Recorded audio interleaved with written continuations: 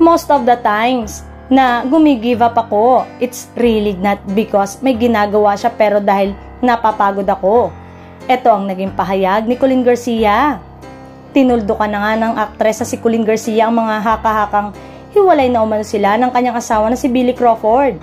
Sa Fast Talk with Boy Abunda, nilinaw ni Colleen na never kaming nag-break.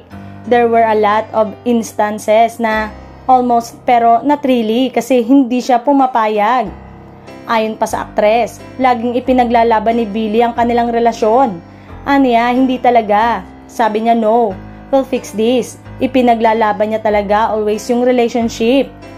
Paliwanag ni Colleen, ganun lang kasi talaga ako, pag ayoko na tapos na ako.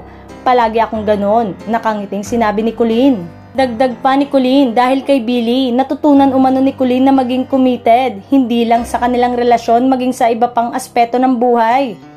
Aniya, nagpapasalamat talaga ako kay Billy. Pag nandyan ka na, kailangan ituloy mo, kailangan panindigan mo, and you give your best. Sa amin kasi talaga, he really makes such an effort to always fix what's wrong. Ani pa ni Colleen tungkol kay Billy. Ikinasal sina Colleen at Billy noong April 2018 sa Balisin. Biniyayaan sila ng anak na lalaki na si Amari noong 2020. Samantalang, mapapanood naman si Colleen Garcia sa pelikulang Playtime kasama sina Zian Lim, Sanya Lopez at Faye Lorenzo. Huli namang napanood si Billy Crawford sa GMA sa singing competition na The Voice Generation noong 2023.